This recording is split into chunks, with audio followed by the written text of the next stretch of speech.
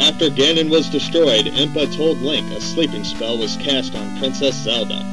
She will only wake with the power of number 3 Triforce sealed in a palace in Hyrule. To break the seal, crystals must be placed in 6 statues in 6 well-guarded palaces. Link set out on his most adventuresome quest yet. Alright, what'd you think of that? Today we're playing Legend of Zelda... No, we're not. Today we're playing Zelda 2, The Adventure of Link.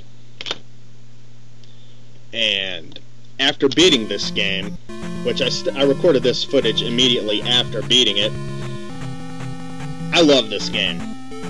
I don't know if I'm going to say this is my most favorite absolute #1 Zelda, but it's definitely in the top 3, if not actually coming in at number 2. But I definitely enjoyed the hell out of this game. A long-ass time ago, when I first started buying Nintendo crap, sometime between 5 and 10 years ago, my friend Matt gave me a copy of Zelda 2. And it's got a big piece of plastic missing, and the battery was dead, and I just, you know, set it next to my copy of Zelda 1, and there it sat. So, this summer, when I decided to increase my skill with electronics, I busted out the old $5 soldering iron from Walmart and put a new battery in there. And after having a fresh battery... Sorry, I hiccuped there, but I'm not going to change it. Or edit it. Whatever. Moving on. After fixing the battery in this game, I decided I'm going to play it. I tried playing it before on the collector disc that came with my GameCube when I bought it, and I had a hell of a time trying to play on a GameCube controller. That tiny little D-pad does not work for a Nintendo game. And trying to use the analog stick, that sucked too. So I only made it to like the 2nd or 3rd dungeon before giving up. So, having the real Nintendo cart with a fresh battery, I set out to play Link's Most Adventuresome Quest yet, and I had a hell of a time in the process. And since this is my 2nd playthrough, all of my stats are maxed out. I still have to find the magic containers and heart containers, but beyond that, my character's maxed out. I have all the magic spells and all of my combat abilities, like up thrust and down thrust. And, yeah. So, getting back to it, I love the hell out of this game. I love the side-scrolling gameplay. And except for the Game Boy and Game Boy Color games, you never see any other side-scrolling in Zelda. Which is a damn shame, because I think it increases the emphasis on the action element of the game. A lot of people think Zelda is an RPG, and it isn't, because you're not role-playing. You're playing the character of Link. In role-playing, you make up a character, you build his stats, you control the character. Zelda's an action-adventure game. The only one that even comes close to being arguably anything like an RPG is this game right here, because of its magic system and experience points. You gain experience points, you level up your character's attack, magic, and life, and I love that. I love that system of the game. There's not much customization, because you pretty much need all of the spells, and you're just going to level up and max out everything playing the game normal anyway, unless you go out of your way to not level up.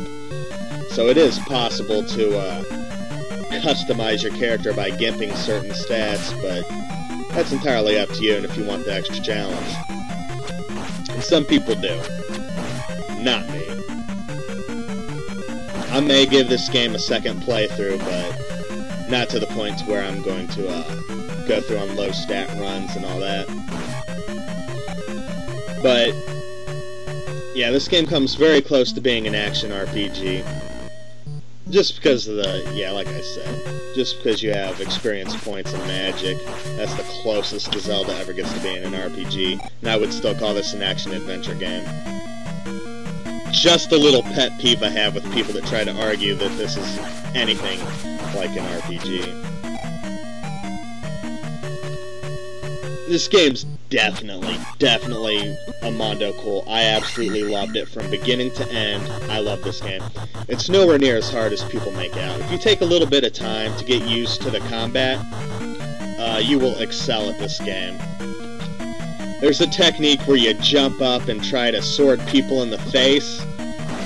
And, you know, I find that to be pretty true to life. If you sword someone in the face, they're a lot more likely to die than if you sword them in the shin. Here's a little trick. If you're lazy and don't feel like finding the key, turn into the ferry, float right through that door. You don't need any magic in the first dungeon, so there's no point for me to go and get the backtrack and get the key. I'll just screw it.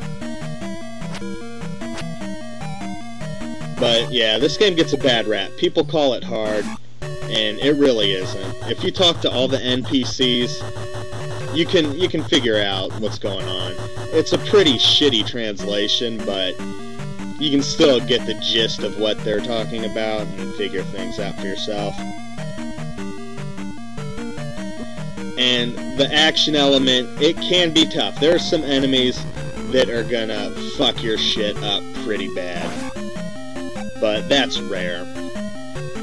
The second to last boss, he was pretty tough, but I got lucky and skated through it the second or third time I fought him. But if you like what you see on this video, definitely check this game out. It's available for sale everywhere. You can buy it on, what is it, the Virtual Console if you want to go that route.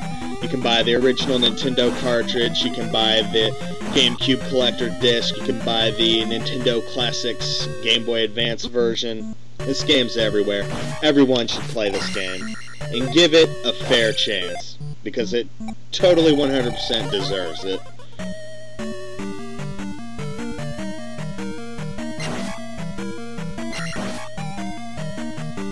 Now, you may notice that you're not hearing the Legend of Zelda theme, and it does not appear in this game.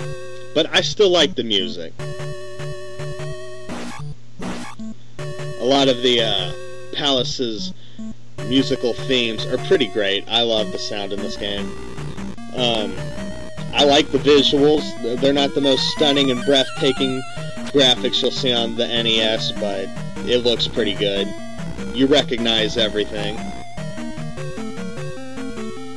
I particularly like the lizard men that appear about halfway through the game, and they're up on some cliffs and they throw rocks at you, and they're a real pain in the ass, but I think they look really cool. I don't know the names of all these monsters. There's a ton of Zelda fans that can tell you what each and every one of these guys are called, but Lizard Man, that'll do it for me.